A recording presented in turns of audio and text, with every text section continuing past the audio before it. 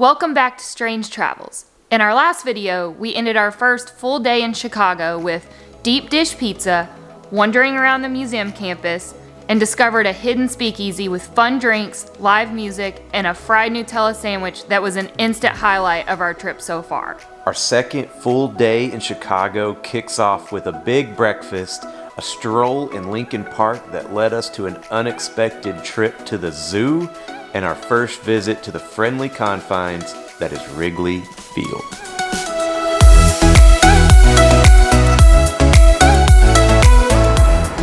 Morning, it is our second full day here in Chicago. A lot of big plans. We're gonna go see the Cubs play at Wrigley. First time for both of us. Yes. At Wrigley Field. Excited for that. Hopefully we're gonna also visit Lincoln Park. We're gonna be spending most of our day today north of the river. Definitely gonna get a hot dog. And gonna try to find as much good food as we can. Speaking of, we're gonna start our day with some breakfast that we've been pretty excited to try.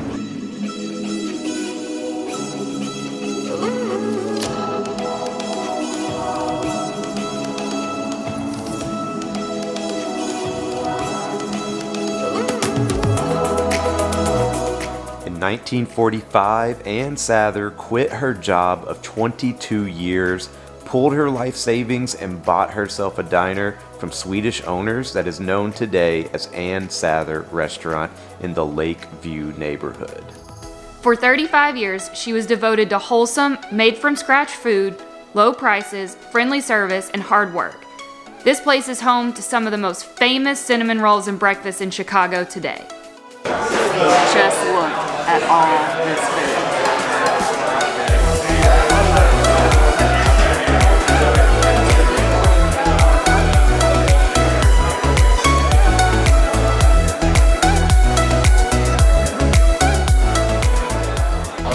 Alright, so it was pretty stressful making a decision because everything on the menu looks so good. In fact, everything on the menu comes with 2 sides, so even after you choose an entree, you still have more decisions to make as far as what sides you're going to choose, and they all look and sound so good. As Clint mentioned, you get 2 sides, and one of the sides is 2 cinnamon rolls. That's just one side. And so that's what I got, and we're going to split them, and look at these. For breakfast, I got 2 eggs and bacon. And then as my sides, I got hash browns with cheese and 2 cinnamon rolls. And I went with the Swedish sampler,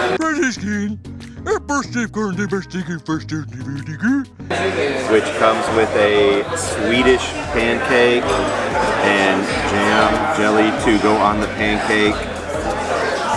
Also comes with a Swedish meatball, a Swedish potato sausage, and then 1 egg.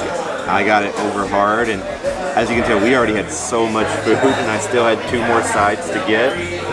So I just got some fruit, and then a tomato, hopefully to help balance out all this craziness. Ultimately, why we came here is because I love cinnamon rolls. Is it true? Oh yes, it's true. Ooh. I do. Ooh. Like, all kinds. I don't discriminate. Like, I love it. And so I'm so excited to try this.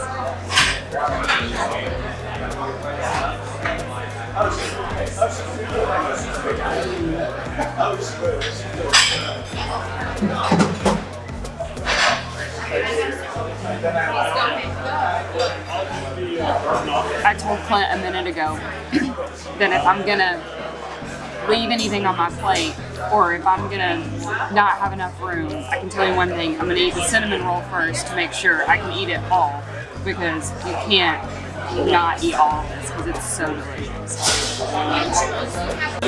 So I got hash browns, and you can also add cheese, which, I mean, why not? That's another one of your favorites. Yes, any kind of hash brown.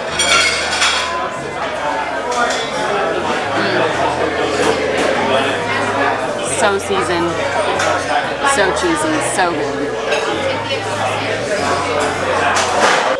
After yesterday's fiasco, Clint said I needed a second try at a cheese bowl, so here we go. Need some redemption.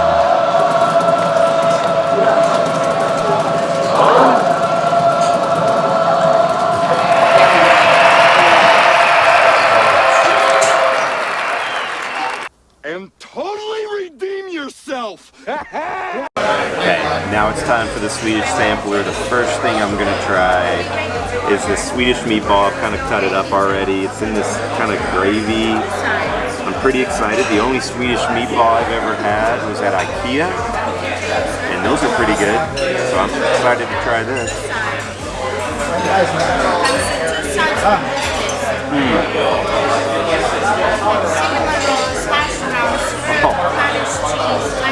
That gravy, or whatever sauce this is, I could eat a bowl full of that. It's so good. Alright, and next is the potato sausage. And they gave us this Swedish style spicy brown mustard. They said it goes really well. Let's try it.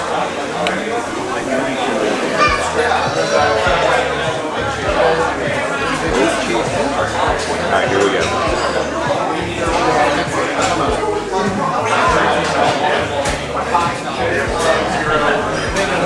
Oh. Yeah. If you like mustard, this is really good. That was really good. Okay, now save the best for last. The Swedish pancake. You know what kind of jam it is? I'm getting ready to find out. I'm not sure. It looks like strawberry. I'll be right back with cranberry juice. Here we go.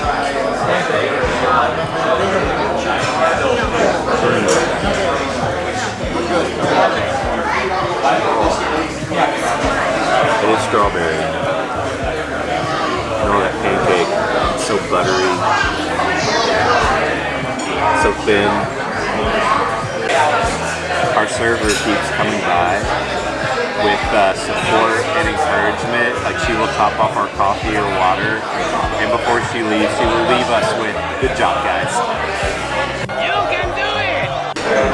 So everything is like perfectly seasoned, but not overly salty, which I feel like it's hard to do when you're adding a lot of seasoning to things. Even the fruit is good.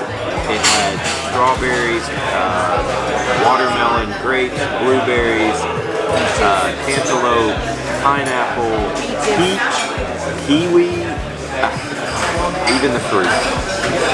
And a big slice of tomato. Still working. And one more thing, the coffee. I've told Lauren this before, but I love getting breakfast at diners, mostly because I think coffee tastes better out of coffee mugs like this. I've been eyeing Clint's leftover cinnamon roll because I've been staking out, okay, prioritizing, and he just said I could have the rest of it, and I'm like, are you serious? I can't wait. When our waitress the first thing that she brought were the 2 cinnamon rolls on a plate, and all I could think about was like, so this is kind of the equivalent to like when you're eating dinner and they bring out the bread, but for breakfast it's just cinnamon rolls, which that is my kind of place. Ugh, it pained me to walk out and see the glass case full of cinnamon rolls and not get some to go, but I'm not gonna do it. I can't carry it around all day because we're gonna do some more sightseeing, so. Yeah, I will say Ella was our server's name, and she did tell us good job when she brought us a check, so I feel like we did a satisfactory job. I knew you had it in you. Now, we got some time before the game, so I think we're gonna go over to Lincoln Park and wander around there for a bit.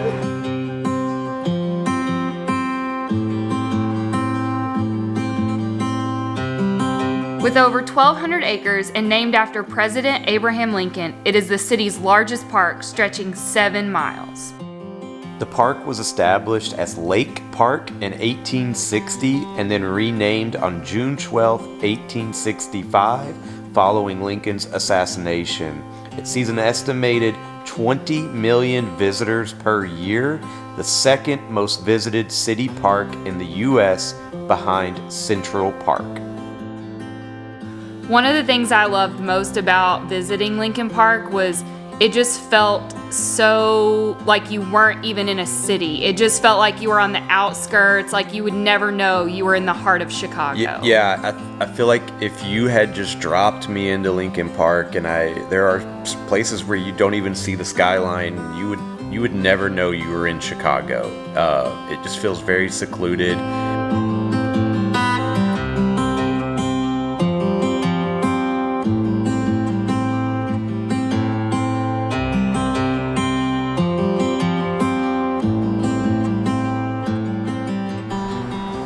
Been wandering around Lincoln Park and visiting some of the monuments, and then we stumbled upon the zoo and we didn't realize it was free admission, so of course we had to come check it out. Founded in 1868, Lincoln Park Zoo is the 4th oldest zoo in North America and is 35 acres. 10 years later, Lincoln Park commissioners declared the zoo remain free, and in 2017, the zoo began conversations with the city to extend the terms, and Lincoln Park Zoo will remain free through 2050.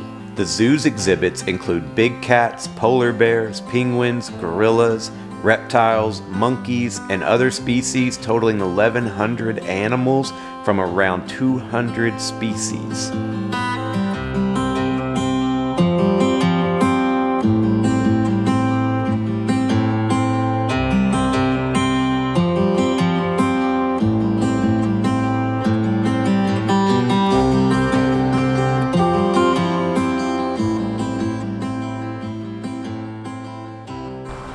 Now it's time to leave the zoo and head to Wrigley. The ballpark opened in 1914 as Weedman Park and became Wrigley Field in 1927. It is the second oldest park in the majors behind Fenway Park and was designated a National Historic Landmark in 2020. Wrigley Field is known for its ivy-covered brick outfield wall, iconic red marquee over the main entrance, and hand-turned scoreboard that was installed in 1937. It was also the last major league ballpark to have lights installed for night games in 1988.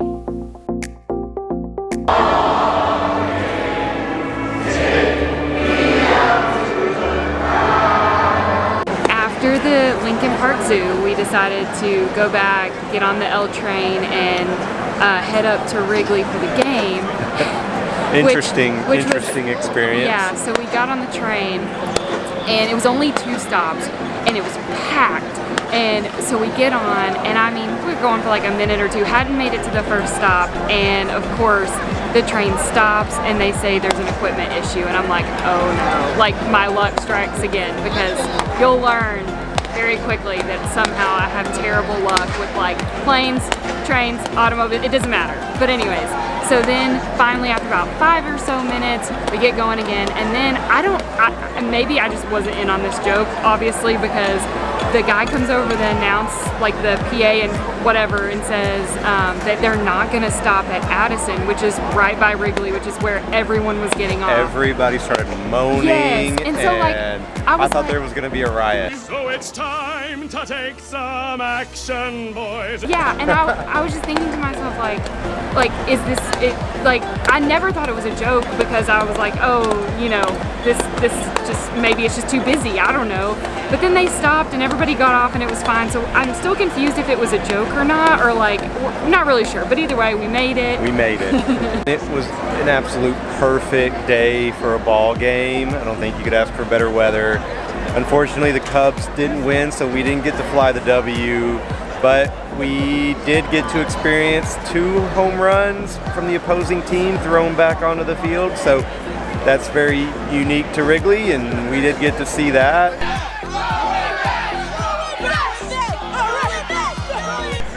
We did get to see an inside the park home run, which wasn't due to the ivy.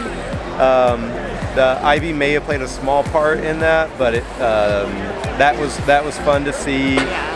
And now I think we've kind of let the crowd head out. We're probably just going to walk around. Roam 'Cause around We didn't get to and- spend a lot of time because we were here like 15 minutes before the game started, so we're gonna kind of We check came out. right in, so now we're gonna check out Wrigleyville a little bit.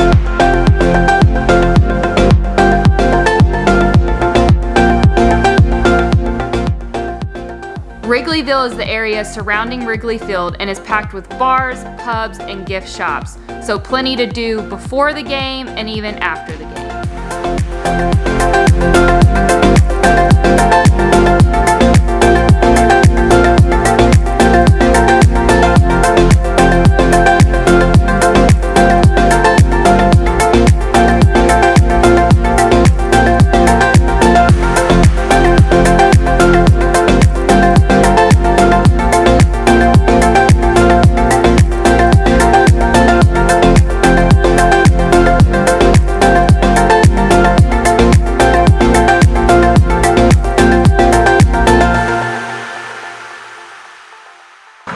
One thing that's really unique about Wrigley Field are these Wrigley rooftops, which I didn't even know until we walked around here that they were actually outside the park. So I'm like, oh. I just thought that was really cool and unique to Chicago. Well, the Cubs in general.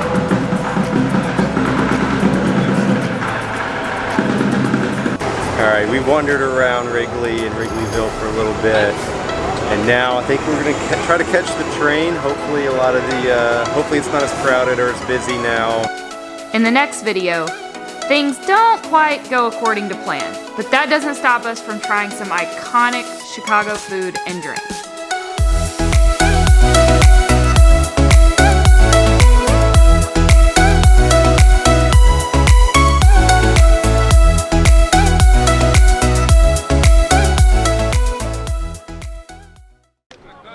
Let the big dog eat.